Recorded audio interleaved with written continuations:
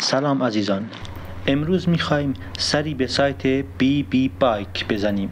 در این سایت ما مانند سایت اوپن استریت مپ میتونیم عوارض وکتوری ناحیه مورد نظرمون رو استخراج کنیم. در ابتدا ناحیه مورد نظرمون رو از روی نقشه اسکرول میکنیم. در سمت چپ کادر اول رو روی شیپ فایل، کادر دوم نام محدوده و کادر سوم هم ایمیل برای ارسال دیتا هستش. وقتی هیر رو میزنیم یک کادر نارنجی ظاهر میشه که ما با توجه به اندازه اون روی محدوده زوم این یا زوم آوت میکنیم.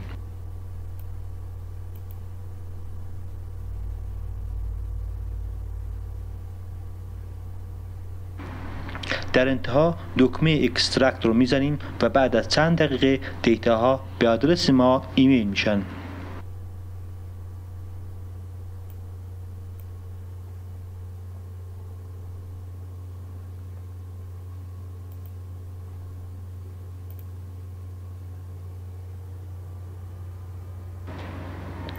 برای تمیزی کار فایل زیپ رو به پوشه مورد نظرمون انتقال میدیم و اونجا اکسترکت میکنیم.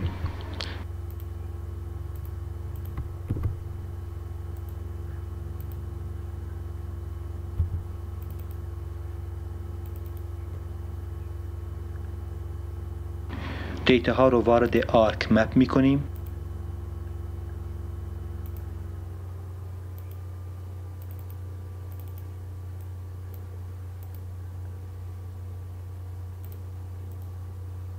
و همونطور که میبینید نقشه ناحیه مورد نظر تقریبا کامل وارد محیط کاری میشه.